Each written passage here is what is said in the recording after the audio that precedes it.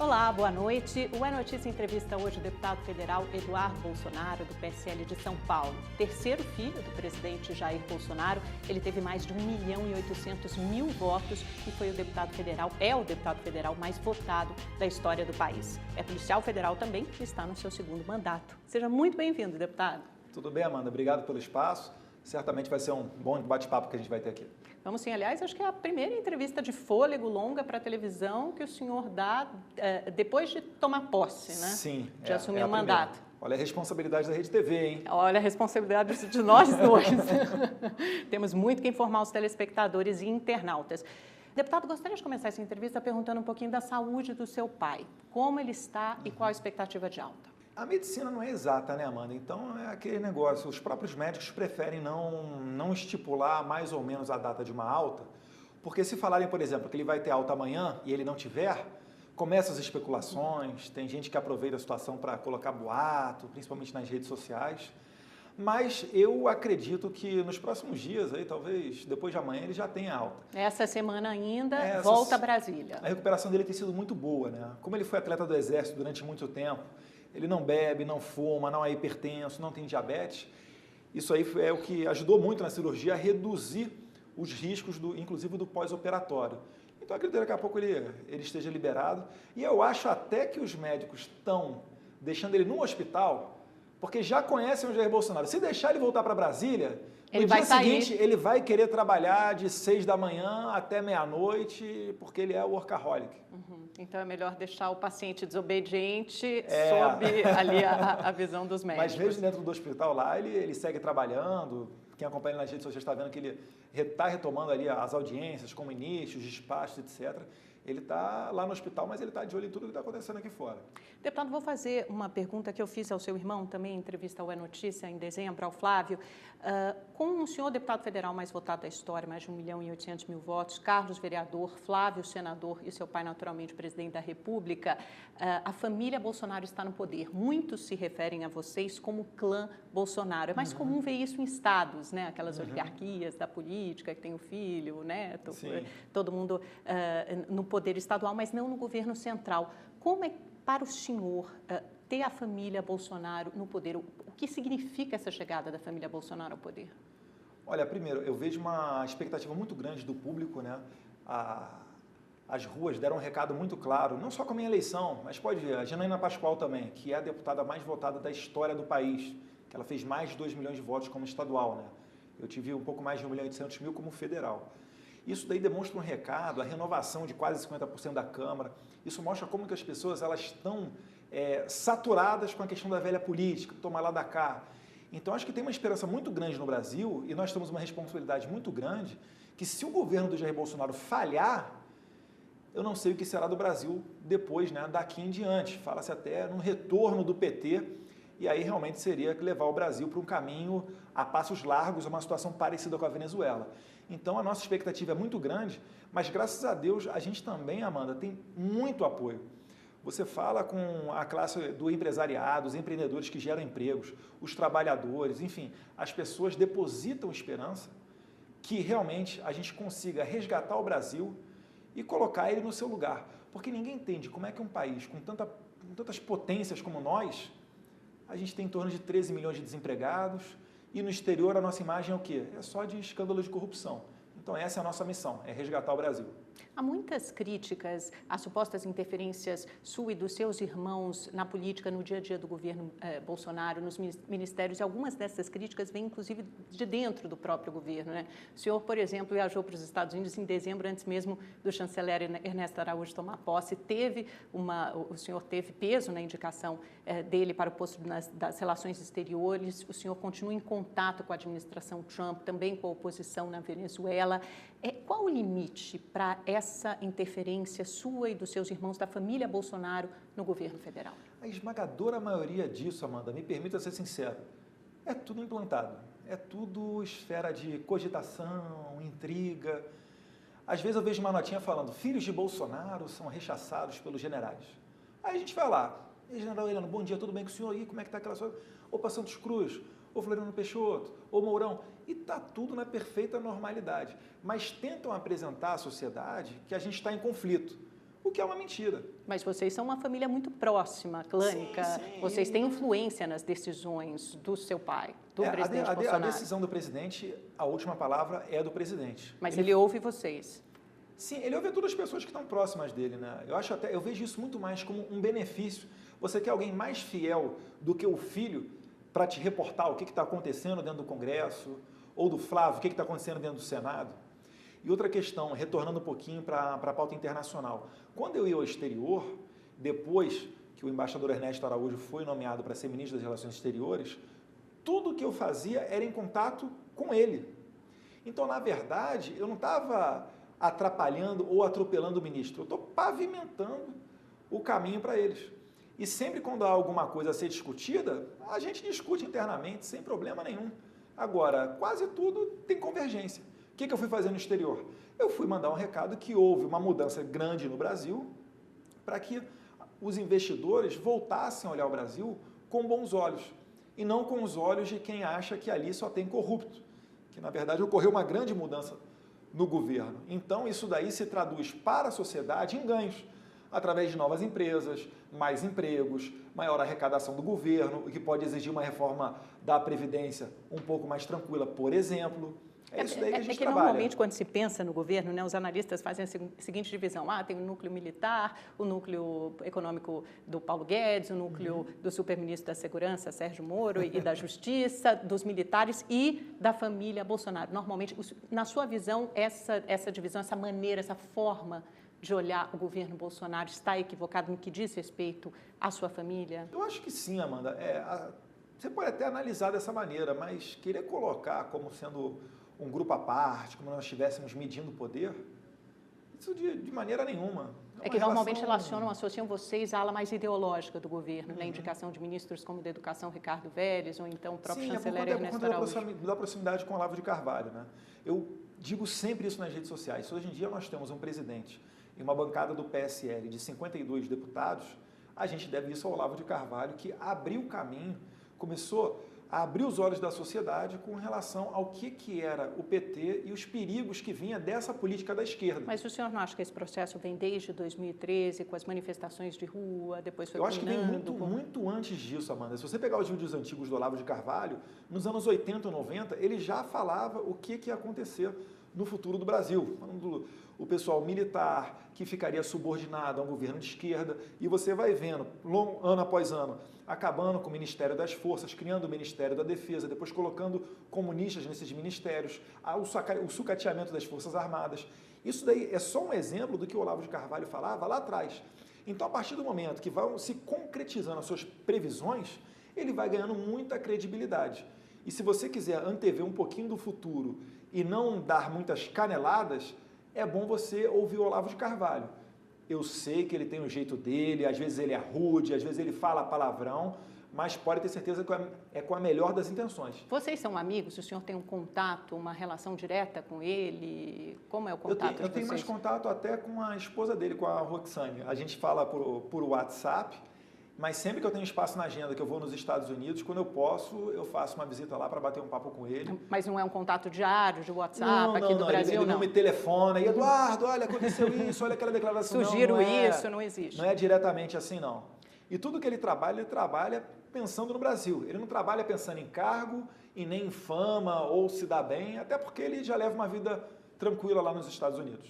A campanha, a eleição terminou, mas o clima e a linguagem na internet, na televisão, pública, privada, continuam extremamente polarizados. O senhor acha que essa divisão ideológica, afinal de contas, o seu pai foi eleito para governar para todos os brasileiros, inclusive os de esquerda, vai continuar? Esse clima de campanha vai permanecer durante o governo Bolsonaro? Amanda, se você analisar o governo, você vê que dia após dia ele tenta pautar fatos propositivos. O trabalho dos ministros, rodovias, fronteiras, relações internacionais e etc. Mas, infelizmente, uma parte da imprensa, que nós até acabamos apelidando, você vê na internet isso, chamando de extrema imprensa, parece que não larga do pé dele. O que quer dizer isso, extrema imprensa? Mesmo grandes veículos? É porque ela não tem compromisso, ela não tem um bate-papo saudável conosco. A intenção dela não é transmitir informação, mano. A intenção dela é o quê? É denegrir o governo e derrubar o governo. É porque a imprensa muitas vezes desagrada mesmo e talvez esse seja Sim. o papel e a função do jornalista. Não, por favor, não tem problema nenhum. A gente entende esse papel da imprensa. Mas é o que eu estou falando. Passa longe disso, Amanda. Você consegue perceber. Por exemplo, às vezes a gente responde a perguntas, por exemplo, do caso Queiroz, sem problema nenhum. Agora, você passar o programa inteiro respondendo só a esses fatos, realmente é estranho. Às vezes, eu até poderia fazer uma visita ao Jair Bolsonaro, ir lá embaixo e falar com aquela multidão de jornalistas. Por que eu não faço isso? Porque se eu chegar lá, a primeira pergunta vai ser, como é que está a saúde do seu pai? A segunda vai começar a puxar problemas, vai querer puxar algum fiapo, alguma coisa. Ah, o partido, esse candidato aqui foi reprovado na prestação de contas, o que você acha disso, daquilo? Então, Mas assim, o senhor não acha que essas são perguntas legítimas? Porque se há reportagens nesse sentido da imprensa, e se os outros governos, como o do PT, também foram obrigados a responder a perguntas e a questões incômodas. Eu acho sim, mas eu não posso admitir que depois da eleição dele, essas sejam somente as únicas pautas existentes no Brasil. Você tem, depois até inclusive de tragédias, você abre a capa de alguns jornais e a tragédia está de lado, está uma pauta ali para dar pancada no deputado presidente Jair Bolsonaro. E por vezes até essas criando esse tipo de intriga, como se os filhos estivessem contra os generais. Falei, gente, qual é a fonte dessa notícia? Qual é a credibilidade que ela tem? Se eu acabei de conversar com todo mundo, se não tem nenhum problema. Então, assim, ficam brotando essas situações, e não é de toda a imprensa, é por isso que eu faço questão de não generalizar. Então, a gente até apelidou extrema imprensa, né? Para bom entendedor, pingo é ir. Para realmente não misturar, Amanda, um trabalho, por exemplo, como você está tendo aqui. Você deixa eu falar, você não fica me bombardeando com 3 ou 4 pessoas aqui, e a gente vai falar sobre diversos assuntos. Inclusive, eu espero que seja perguntado sobre esses temas mais polêmicos, que teoricamente desagradariam aqui o político. Vamos tratar sobre os temas mais polêmicos, sim. De qualquer forma, deputado, o senhor acha que é saudável que em algum momento se chegue àquele terreno do diálogo, que é o terreno do meio, do centro, do lugar comum? Porque as redes sociais também, eu sei que a vitória de vocês, do seu pai, foi muito baseada nas redes sociais, elas criam essas bolhas, esses grupos que ficam divididos e elas exacerbam essa polarização. Não só aqui no Brasil, no resto do mundo a gente vê, é assim. Os extremos existem, isso daí é inegável. É que parece que só os extremos existem, né? Fica difícil encontrar um equilíbrio, um espaço em que todo mundo dialogue. Mas vamos fazer uma evolução histórica aqui de uns 20 anos para cá. Hoje em dia até um humorista tem dificuldade de fazer piada sem tomar um processo. Tem algumas piadas lá, por exemplo, dos trapalhões que falam que é racista. Algumas pessoas criticam Monteiro Lobato, inclusive.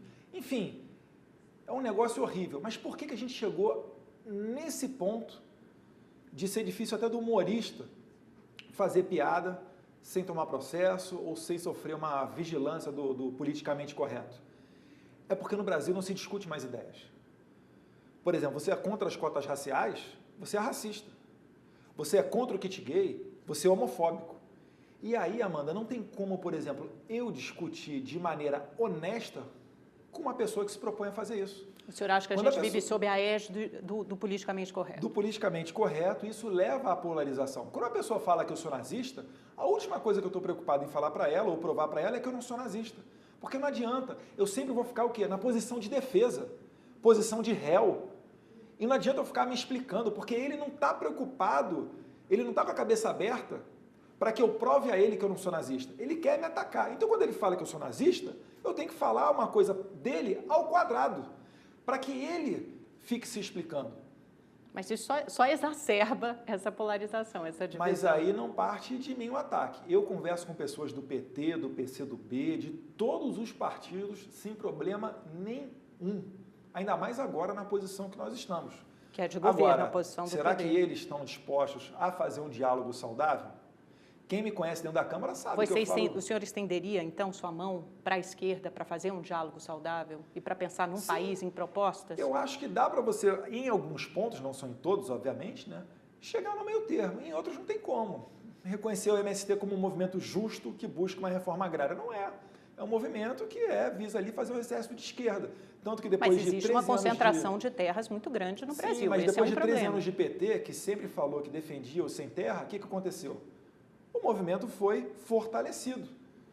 Então, não é... Agora, vamos falar sério sobre reforma agrária, existem assentamentos que realmente você pode colocar adiante uma reforma que venha a ser exitosa e não ficar invadindo em terra produtiva ou atropelando laranjal com um trator, como nós vimos. Esse tipo de conduta, para mim, é prática criminosa, não é protesto. Eu estou citando, desculpa, Amanda, eu estou citando apenas um exemplo. Mas em outros, o próprio Paulo Guedes fala, se for implementar uma política social, chama essas pessoas para participar, para dizer como é que vai ser o voucher da escola, por exemplo. Agora, não dá para colocar o pessoal socialista na cabeça da economia, porque aí dá problema. O vice-presidente general Mourão, por exemplo, recebeu na semana passada o pessoal da CUT para falar sobre a reforma da Previdência. O senhor acha que ele fez bem? Eu acredito que se eu fosse o vice-presidente, eu não teria feito isso, porque a população elegeu o Jair Bolsonaro exatamente para ele ter uma conduta que não receber a CUT. Eu acho que dá para ele conversar sem intermediação da CUT, que sempre defendeu um governo, sempre defendeu um partido e não os interesses dos trabalhadores, essa é a minha visão. Então, acho que dá para você conversar com outros segmentos, até mesmo sindicatos, mas não receber a CUT, você passa uma imagem que eu não vejo como... né? A principal central sindical do país. Que eu não vejo como positiva, né? Mas eu não vi a CUT quando a Dilma Rousseff enviou a medida provisória 664 ou quando o governo do PT estava rascunhando o projeto de terceirização. Eu só vi ele quando o governo Temer estava colocando adiante reforma trabalhista, enfim. Então, para mim, a partir daquele momento, perderam a moral, não representam os trabalhadores. Vamos falar sobre esses projetos, então? Acho que tem dois principais nesse início, nessa largada do governo Bolsonaro. Um, a reforma da Previdência, e o segundo é o pacote anticrime do ministro Sérgio Moro. O presidente da Câmara, Rodrigo Maia, disse que a prioridade agora é a reforma da Previdência, o pacote anticrime pode eventualmente tramitar ali, começar a tramitar nas comissões, mas a Previdência vai primeiro ao plenário. O senhor concorda com essa ordem que ele estabeleceu? Olha, eu acredito que o pacote anticrime ele pode ser um excelente termômetro para você ver, para você colocar uma primeira votação e ver como é que se comportam os deputados. Até porque, inegavelmente, a reforma da Previdência, como é um pacote sensível, ele vai exigir um certo debate, vai exigir mais tempo. E você não pode simplesmente congelar o Congresso Nacional só esperando para se votar a reforma da Previdência. Então, acredito que sim, que pode andar de maneira simultânea e dá para... enquanto estiverem sendo feitas as tratativas sobre a reforma da Previdência, você aprovar outros projetos, como, por exemplo, a lei anticrime, que é também uma das prioridades do governo. Nas eleições, uma das coisas que a gente mais escutava da população era o anseio por mais segurança. E se nós analisarmos, Amanda, por que o Brasil é tão inseguro? A evolução legislativa só dá conta de proteger o bandido, com o falso argumento de estar protegendo os direitos humanos. Não é direitos humanos, é o direito do criminoso. Tanto que no popular é direito dos manos. Hoje em dia a gente tem Mas são todos humanos, não tem como fazer essa distinção, bandido é menos humano do que mocinho. Exatamente. Os direitos humanos têm que dar conta de todos, de forma igual. Eu concordo com você, mas essa daí é a isca que eles utilizam para proteger o criminoso. E olha só, Brasil, dos anos 90 para cá, a gente tem tornozeleira eletrônica, prisão domiciliar. Se o cara vai preso, tem visita íntima, progressão de regime, indulto de Natal, saidão para quem matou a mãe. Então você deixa o bandido cada vez mais confortável. Ele tem até a certeza que a vítima dele não está armada por conta do desarmamento.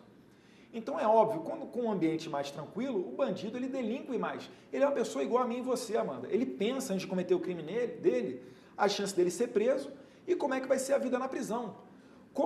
A chance dele ser preso é muito pequena no Brasil, vide que nem, em regra geral, nem 10% dos inquéritos são elucidados.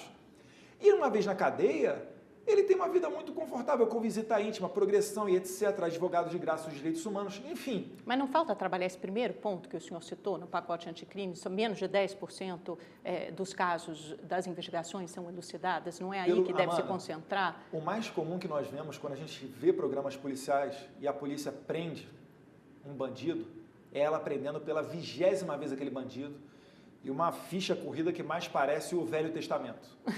Ele só vai ter um período na vida dele em que ele não vai estar cometendo crime. Sabe qual que é? É o período que ele está preso. Então a gente tem que parar com essa coisa de achar que é a prisão que não resolve. Se ele for reincidente, ele tem que morrer na prisão. A gente não pode ficar com pena dele e a sociedade pagando com mulheres estupradas, pessoas assassinadas. É seguir o exemplo americano. Estados Unidos tentou uma política de ressocialização, viu que não deu certo, o que eles fizeram? Investiram em presídio. Vai visitar os Estados Unidos. Por que o brasileiro, quando tem a vai nos maior Estados população Unidos... carcerária do mundo hoje. Porque né? é uma das maiores populações do mundo também. Você vai nos Estados Unidos, por que o brasileiro vai lá fora, ele segue as leis certinhas e aqui no Brasil ele não segue? É por conta de impunidade.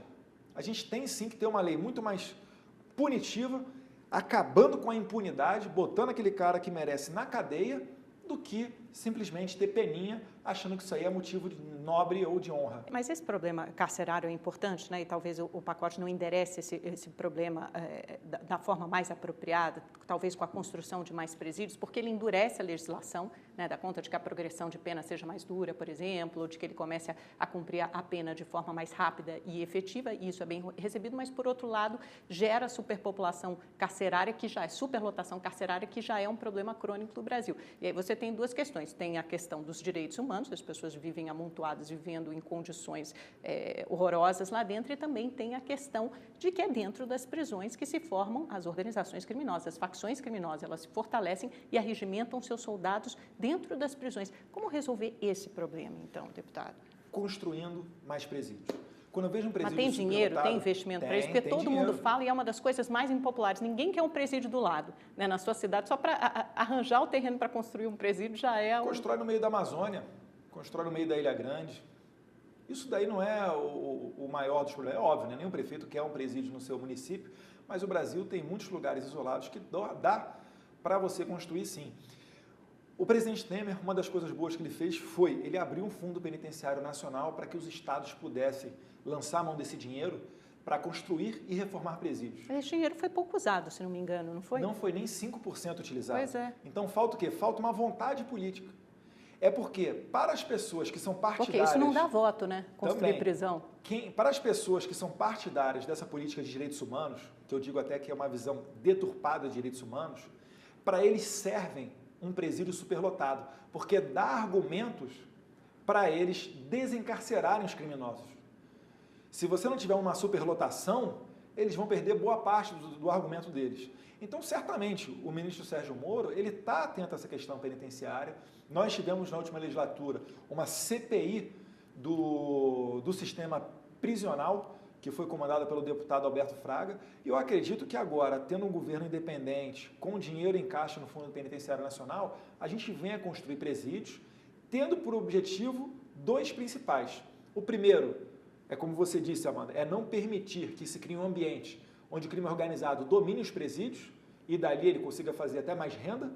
E o segundo, para garantir a segurança dos nossos agentes penitenciários. Eu visitei um dos presídios que eu já visitei no Brasil, foi no de Presidente Venceslau, no RDD, Regime Disciplinar Diferenciado. Sim. Lá sobram vagas. Ficam os líderes das facções Exatamente. criminosas. Por que a gente não coloca uma lei, por exemplo, em que permita ao diretor do presídio enviar o seu preso para o RDD? Quando eu fui na Indonésia, eu visitei um presídio lá em Jakarta, na capital da Indonésia. Uma maravilha. Você conversa com os presos, você tramita no meio dos presos, você conversa com eles.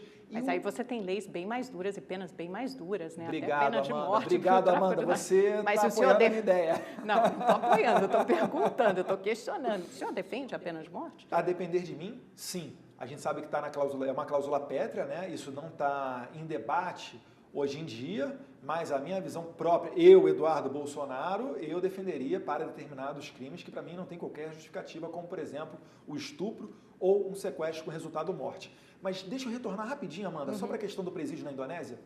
Eu andava com os agentes penitenciários do meu lado e não ocorreu absolutamente nada. Era um respeito sensacional. E no final da visita, batendo papo com os agentes penitenciários, eu percebi o porquê disso. É porque o preso, para sair da cadeia, ele depende de um aval do agente penitenciário. Então, se ele não respeitar o agente ou se ele causar tumulto dentro da cadeia, ele vai ser diretamente punido. Não vai precisar passar um processo judicial, ampla defesa contraditória e tal, onde a coisa se arrasta até o STF se der mole. Mas todo o nosso sistema de justiça é baseado nisso, né, deputado? Nosso sistema, ele tem um viés muito vindo, né, de Portugal nessa parte garantista, mas se você comparar com outros sistemas, onde a criminalidade é muito menor, eles não têm tantas garantias assim e eles são muito mais eficientes e velozes. A justiça, só por tardar, ela já falha. quando ela demora a condenar um criminoso, um estuprador ou um ladrão e permite que ele responda em liberdade, esse cara está na rua, que amanhã vai matar você, vai matar a mim ou vai estuprar alguém. Essa é que é a verdade que ninguém aguenta mais. Deputado, tem muitas questões de segurança ainda. Deixa um pouquinho para a reforma da Previdência, senão estou vendo, a gente tem que controlar mais ou menos o tempo, senão não dá tempo de passar por tudo. Essa semana ainda é possível que o seu pai, o presidente Jair Bolsonaro, bata o martelo ali no texto da reforma da Previdência. Agora eu pergunto pessoalmente ao senhor. O senhor é a favor de uma reforma mais ampla, abrangente e robusta, como defendem Paulo Guedes e o mercado de uma forma geral, ou o senhor é favorável a uma reforma um pouco mais amena, menos rigorosa e mais humana, por assim dizer? Eu não vejo muita contradição entre o Paulo Guedes e o Jair Bolsonaro, não. Eu vejo alguns temas pontuais que perfeitamente dá para eles entrarem numa convergência. Como o que, por exemplo, já que o senhor citou? Que é tema de debate aí interno? Por exemplo, o Paulo Guedes é a favor da unificação entre homens e mulheres, na idade mínima para aposentadoria. O Jair Bolsonaro já não vê dessa forma. Ele acha que a sociedade ainda dá para você fazer uma certa distinção, que os argumentos da dupla jornada feminina e etc. ainda são válidos e recorrentes o suficiente para garantir essa distinção. Mas sair de 65 e 62 anos, como foi, por exemplo, a proposta do ex-presidente Temer, ou uma idade mínima? Porque o seu pai chegou a citar 62 e 57. Eu vou esperar eles mandarem um texto para o Congresso e, por vezes, eu até faço questão de não saber o texto para não vazar informação. Não tem que então, nem se responder. vazar, a culpa não é minha, mas eu vou aguardar eles enviarem. Né? Outros pontos de debate, né? O senhor falou idade mínima, a questão dos militares, se mandam ao mesmo tempo ou não. Eu acho que assim, todos nós temos que ter uma igual cota de sacrifício. A sociedade ela não vai tolerar, por exemplo, que você venha de maneira jugular para o trabalhador comum, vamos assim dizer, né, do RGPS, o sistema geral e etc., e não venha com uma reforma, venha com uma reforma de previdência mais suave, por exemplo, para deputados, senadores e os mais altos cargos do funcionalismo público. Mas a sociedade não vai admitir isso. Isso serve para os militares também, né? Porque proporcionalmente hoje é o déficit que mais cresce da Previdência, a porção justamente que diz respeito aos militares. Amanda, não é esse o dado que eu tenho, né? Eu vejo a carreira militar... É um déficit, acho que de mais de 42 bilhões de reais. Proporcional, lógico, porque é um pequeno número de pessoas e um déficit crescente. É um déficit que cresce de forma mais veloz até do que o dos outros, do regime geral ou do público. Olha, eu vou reanalisar os meus dados de acordo com a sua informação, Amanda. Mas eu acredito que hoje em dia a carreira militar, como ela não tem hora extra, você não tem adicional noturno, você perdeu, por exemplo, com a medida provisória 2215, no final do período FHC, uma medida provisória que nunca foi votada e até hoje surte efeitos, perdeu o posto acima, já foi muito modificado também a questão da pensão das filhas. Então, você vê que os militares, naquele tempo, já deram uma boa parte da sua cota de contribuição. E a carreira hoje, ela não é atrativa. Quantos deputados e senadores colocam seus filhos para seguir a carreira militar? Eu desconheço que exista algum. Então, na verdade, eu não vejo os militares como sendo essa carreira que detona o sistema previdenciário. Eu acho que cada um, sim, tem que ter a sua cota de sacrifício, já que todo mundo vai apertar o cinto, todo mundo é todo mundo. E para você suavizar a reforma e permitir que ela tenha mais moral junto à sociedade, eu acho que ela tem que começar por nós, deputados, senadores e altos cargos do funcionalismo público. Mas do jeito que o senhor está falando, parece que os militares não vão fazer uma cota extra de sacrifício, né? O Paulo Guedes tinha pensado em aumentar o tempo de contribuição, lá de 30 para 35, isso ainda cobrar... Está em discussão. Ainda está em discussão. Das pensões das filhas também. Para depois apresentar. Mas hoje em dia é muito mais comum você ser aprovado num concurso público e ganhar mais do que um general que tem há 40 anos. Mas aí o que tem que ser revisto é o salário da ativa, né? Porque, que aliás, é uma demanda dos militares. Sim, mas aí você vai começar fazendo uma reforma da Previdência, reduzindo ainda mais o atrativo dos militares, entendeu? Eu não vejo... É que eu vejo uma situação desigual. O militar, às vezes, por exemplo, quando ele está na fronteira, ele já até confunde o que é vida particular e o que é o serviço, porque ele praticamente está 24 horas por dia ali. Mas o senhor é a favor de um projeto de previdência para os militares que tramite também agora, nesse momento, ou deve fazer parte de uma segunda etapa da reforma da Previdência? Amanda, a minha opinião, ela vai ter muito pouco impacto, então eu prefiro esperar que o governo envie esse projeto ao Congresso Nacional, mas de qualquer maneira, sendo antes, ou sendo depois, ou sendo simultâneo, certamente a gente vai ver ali alguns bons debates para chegar a um denominador comum, junto com muita transparência com a sociedade. A gente de maneira nenhuma, desculpa Amanda, só para encerrar, claro. De maneira nenhuma a gente vai permitir que ocorra um privilégio para qualquer categoria que seja. O número mágico do Paulo Guedes, que ele cita hoje em dia, mágico, R$1 trilhão de economia num período de 10 a 15 anos. O governo é uma reforma, isso significa que será uma reforma mais rigorosa do que a reforma do presidente Temer, que previa inicialmente uma economia de pouco mais de 800 bilhões, foi desidratada até chegar a 450 bilhões. O prazo naquela época era de 10 anos. Eu me lembro que o seu pai, o Jair Bolsonaro, na época era candidato à presidência da República, deu uma entrevista a mim, ao Boris Casoy, no Rede TV News, e ele disse que votaria contra a reforma do presidente Temer. Depois ele disse que já presidente, que não podia fazer uma reforma que matasse idoso. Pelo que o senhor conhece do seu pai, ele topa uma reforma mais dura que chegue a essa economia de 1 trilhão? Eu acredito que, pelo que eu conheço do meu pai, ele vai dar algumas pinceladas na reforma da Previdência do Paulo Guedes, mas certamente é uma medida um tanto quanto sensível. Eu costumo até dizer, né? Ninguém vai bater na porta do governo e, ô governo, eu quero trabalhar mais tantos anos na minha vida. Ninguém faz isso. Então, certamente é uma medida sensível, mas que vai ter que passar pelo Congresso. Assim em qualquer país do mundo, sim, né? A gente eu acho que já está bem maduro, depois de tanto tempo de discussão, que se nenhuma reforma da Previdência passar, o principal a sofrer vai ser o brasileiro, a começar pelo mais pobre, que vai ser o emprego dele que vai acabar primeiro. O senhor vê algum risco de insatisfação na base do presidente Bolsonaro? Já vê tanta prioridade para a reforma da Previdência e não para outros assuntos na esteira de moral e de costumes, ou mesmo da segurança pública, que também são bases importantes que ajudaram a elegê-lo? Existem diversas prioridades e diversas matérias que a população nos pediu na rua. É que a reforma da Previdência, se ela for deixada para depois, corre o risco até de ter problemas na sua aprovação. Então, a mais urgente. É uma prioridade de urgência máxima. Então, tem que ser enviada para o Congresso no começo, sim. Certamente, as pausas de costumes, elas são muito importantes, mas o principal é que a gente não vai ter sequer determinados debates, como, por exemplo, o kit gay. Eu duvido que o governo Jair Bolsonaro vai mandar uma matéria, ou o ministro da Educação, Ricardo Vélez, que tem desempenhado um excelente papel, que ele vai mandar um projeto para a Câmara dos Deputados para combater homofobia com filmetes, dizendo ali, botando homem beijando homem, mulher beijando mulher e etc. Isso daí não é pauta prioritária do governo, então esse debate, se existir, não vai passar, não vai vir do governo federal. Deputado, vou pedir licença para o senhor um minutinho, nós vamos para um rápido intervalo. Na volta, vamos falar também sobre relações internacionais. O deputado tem uma atuação forte nessa área, a gente já volta, não sai daí. Olá, o Notícia está de volta com o deputado federal Eduardo Bolsonaro.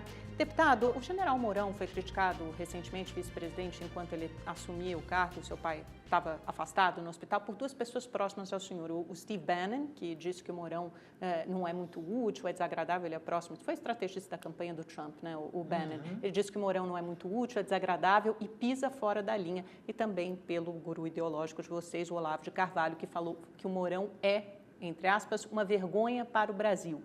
Nos bastidores atribuem veladamente essas críticas ao senhor. E eu queria saber qual a sua relação com o vice-presidente Mourão. Minha relação com o Mourão é a melhor possível. De forma nenhuma, as críticas que vieram do Steve Bannon e do Olavo de Carvalho partiram de mim.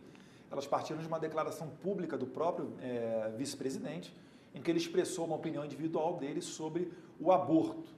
Eu acredito que, com o passar do tempo, o general Mourão ele vai certamente pegar o traquejo político, vamos dizer assim.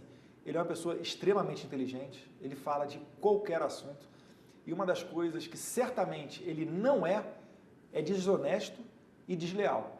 Então, a gente tem muito conforto no general Mourão, que ele não é uma pessoa que vai tentar dar um golpe ou vai tentar desgastar o governo Bolsonaro, mas é apenas assim, é porque nós já estamos acostumados a um trato com a imprensa. Poxa, há quanto tempo que o Jair Bolsonaro tem uma vida pública? Eu estou há 4 anos apenas dentro do Congresso Nacional, mas eu já sei que isso daí se pega com o tempo e se pega rapidamente.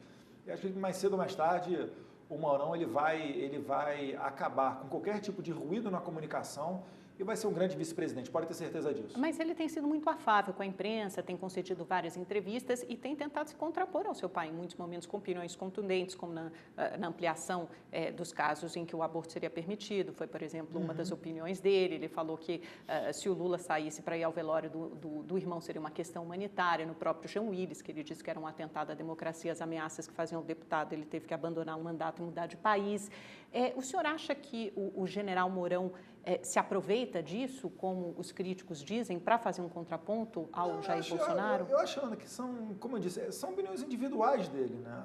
Pode ver, todas essas Ele declarações... faz mal em expressá-las, porque ele sabe que são opiniões contrárias ao que diria o Bolsonaro, por exemplo. Acho que a gente é homem suficiente para dentro de casa a gente resolver esse tipo de coisa, né? Eu não acredito que cause muito desconforto, não. Não houve um mal-estar interno? Porque falou-se isso não, muito nos bastidores, até quando o seu pai quis reassumir o governo 48 horas depois de sair da cirurgia. Mas aí é por um tema do meu pai ser workaholic. Meu pai podia ser... Não é um incômodo com o Mourão. Com certeza não. Te asseguro isso, Amanda. Tranquilamente. Podia ser o Rui Barbosa, o vice-presidente, que se deixar o meu pai no dia seguinte a uma cirurgia, ele vai querer reassumir. Você viu ele no dia seguinte já fazendo uma videoconferência com o ministro general Heleno, descumprindo a ordem dos médicos, né? Mas é porque é o jeitão dele. Então, acredito que é muito mais especulação do que, na verdade, desconforto.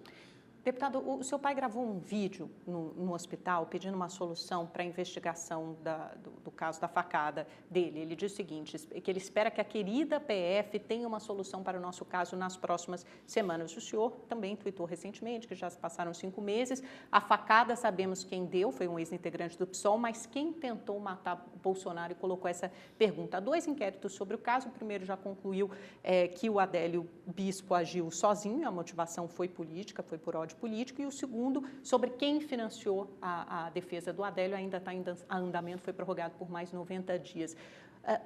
O senhor, a sua família, a família Bolsonaro sempre enalteceu muito o trabalho da Polícia Federal. Por que nesse caso há desconfiança?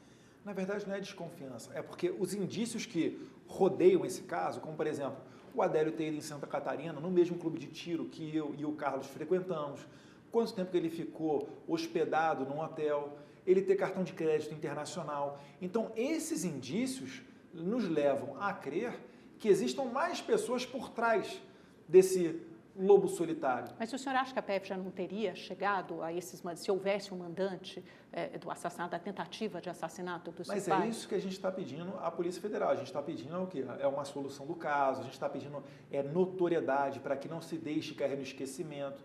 Mas certamente, independentemente disso, vai vir um relatório do inquérito feito por policiais federais e não há nada que nós possamos fazer nisso. O que nós estamos tentando fazer com essas frases é não permitir que se caia no esquecimento e dizer também que foi um ex-integrante do PSOL que deu essa facada. Então, que tipo de tolerância que é pregada por esse tipo de pessoa?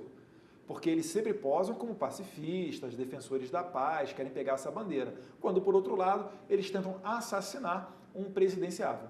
Muitos críticos dizem que vocês, de alguma forma, ficam alimentando o inimigo externo, fantasioso, e continuam naquele discurso... Fantasioso? Depois de uma facada, o que é de fantasia? Porque a PF não chegou, só concluiu até agora que o Adélio Bispo agiu sozinho. Vocês estariam alimentando esse tipo de especulação.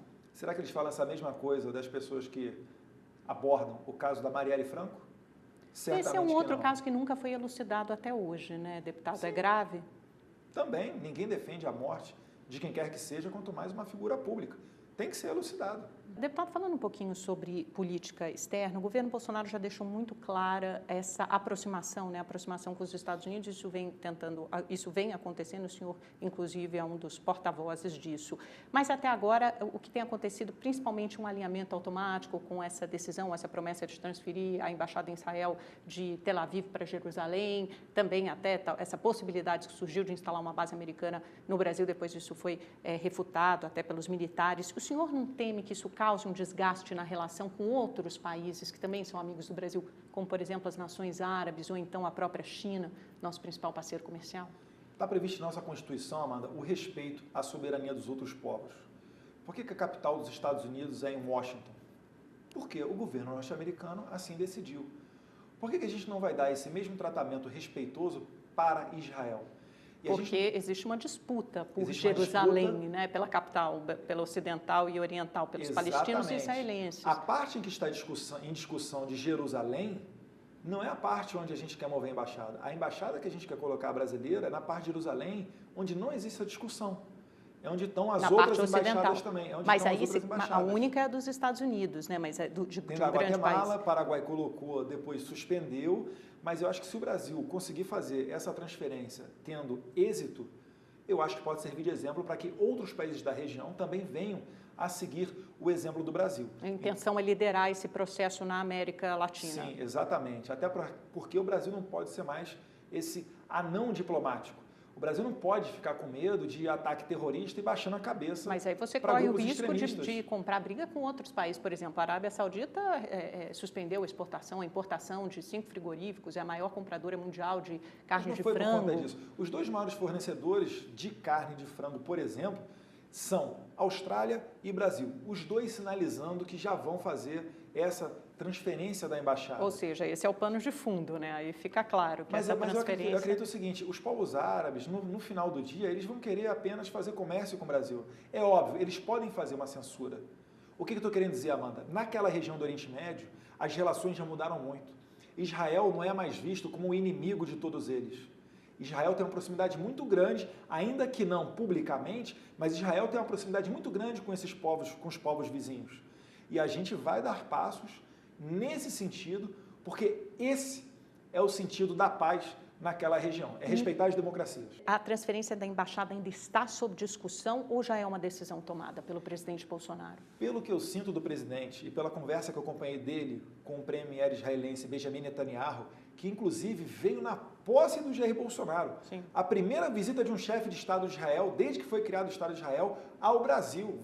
Veja o tamanho do prestígio e da história que está sendo feita, um marco na história que está sendo feito com isso. Eu vi nessa conversa muita sinceridade e um comprometimento do Jair Bolsonaro nesse movimento. E o Brasil tem muito a ganhar. A gente viu em Brumadinho a tecnologia que veio de Israel junto com mais de 100 soldados para ajudar nos resgates. Poxa, que outro país que ofereceu isso para nós? Nenhum. A gente sabe o valoroso trabalho dos nossos bombeiros militares, mas ali a tragédia foi em tão larga escala que a ajuda foi muito bem-vinda e a tecnologia ajudou a resgatar pelo menos 15 corpos. Eu estou citando apenas um exemplo e nem entrei ainda na questão da seca no Nordeste e em outras áreas onde Israel tem tecnologia de ponta para ajudar o Brasil. Expectativas de futuros benefícios, porque hoje, por exemplo, os países árabes respondem, eles importam muito mais do que a gente, compram muito mais produtos brasileiros do que Israel, por exemplo, né? Se a gente for olhar só essa questão comercial. Na sua visão, o principal parceiro econômico comercial do Brasil, que hoje é a China, deveria ser os Estados Unidos? Porque hoje a gente tem um histórico de balança comercial deficitária com os Estados Unidos nos últimos 10 anos. E com a China, por outro lado, a gente tem um grande superávit, além dos investimentos aqui em concessões. Certamente os nossos negócios com a China seguirão e onde houver a possibilidade de aumentá-los, certamente serão aumentados. Agora, vamos olhar um pouquinho da história do Brasil. Só existiram 2 momentos em que os Estados Unidos não foram o principal parceiro econômico do Brasil. Sabe quando é que foi, Amanda? Foram nos anos 30, quando a gente teve o presidente Getúlio Vargas muito próximo a Hitler, e a Alemanha nazista foi o principal parceiro comercial do Brasil, e agora, novamente, por motivos ideológicos, a China.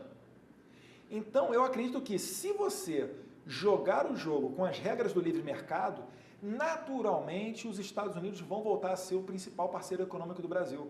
Apesar do Trump hoje ter um lema muito duro, que ele se elegeu com aquele lema America First, né? Os Estados Unidos, América em primeiro lugar, e ele tem sido muito duro nas negociações comerciais com os parceiros dele, o México, o Canadá, a União Europeia, o povo dele. China. Ele não foi eleito pelos mexicanos e nem pelos brasileiros. Mas por que ele seria diferente com nós, por exemplo, brasileiros? Eu vou te dar um exemplo. Ele tem uma situação confortável hoje, a balança superavitária para o lado dele, né? Mas tem muito de comércio para crescer. Quando eu fui aos Estados Unidos no recesso em julho e depois em dezembro, após a eleição de Jair Bolsonaro, a gente fez dezenas de encontros com investidores, comerciantes, empreendedores internacionais. E algumas das vezes a reclamação deles era no seguinte sentido: o Brasil é invisível. Eles não entendiam como que eles não colocavam ninguém lá nos Estados Unidos para vender os produtos, para fazer uma propaganda melhor sobre privatizações, para reduzir as burocracias de modo que permitisse um intercâmbio maior de produtos entre os países. Isso daí ia gerar emprego nos dois. O que os Estados Unidos produz e o Brasil não produz? E vice-versa. E assim as duas economias crescem. Então eles não entendiam isso. Mas é por quê? Porque o Brasil tinha uma política velada, ou às vezes até pública, anti-americana. É só deixar as coisas transcorrerem de maneira normal, colocar pessoas competentes nos cargos chaves, que o resto o próprio empresariado faz.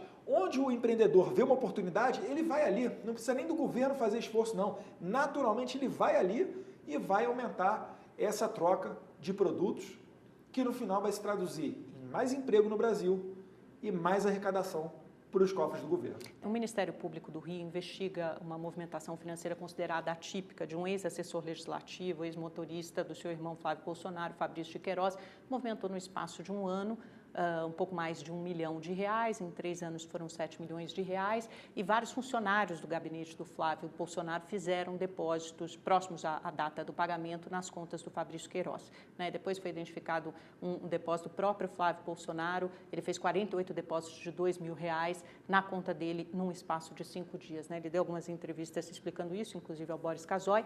A suspeita é que tenha ocorrido a chamada rachadinha, que é quando os funcionários devolvem uma parte do salário ao parlamentar. O senhor acha que isso ainda pode ter um desdobramento negativo para o governo, pode repercutir negativamente no governo Bolsonaro?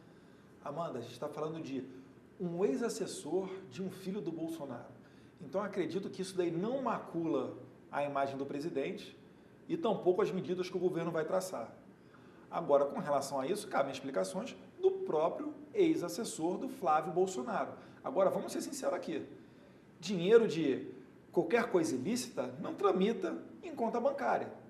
E se nós pararmos para ver, repara o seguinte, depois daquela foto com o chefe do Ministério Público do Rio de Janeiro, junto a um outro jornalista, que foram flagrados num restaurante, e o próprio procurador do Rio de Janeiro, ele admite que estava passando informações do COAF. Mas isso é comum, né? O encontro de jornalista e fonte. Totalmente comum, do lado do jornalista, mas não do lado do servidor público que tem um compromisso de manter o processo em sigilo. Mas tudo bem, vamos lá. Isso foi dia 18. O que veio à tona nos jornais do dia 18? Esses 48 depósitos de R$2 mil do Flávio Bolsonaro. Enquanto o Flávio Bolsonaro se explicava sobre esses depósitos, que é o máximo que você pode depositar no caixa eletrônico é de R$2 mil, então para você não pegar a fila, você faz vários depósitos de R$2 mil. E isso é mais comum do que as pessoas imaginam. Ou então poderia fazer com o gerente, né? Que seria fazer Sim, um mas depósito ele teria que pegar a fila e chegar com esse dinheiro todo lá, poderia soar estranho. Então, nada melhor do que ir no caixa eletrônico.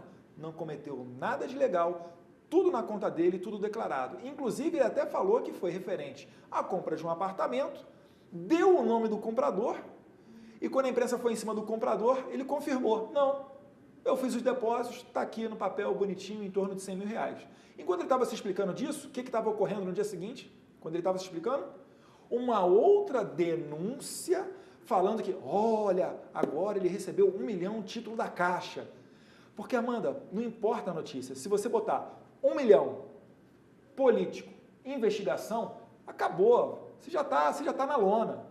E essa é que é a intenção dessa imprensa ou desse tipo de profissional, né, que faz esse tipo de trabalho. E o que foi esse R$1 milhão aqui? Foi o apartamento que ele comprou na planta. Quando você compra um apartamento na planta, ele não tem um documento chamado habite-se.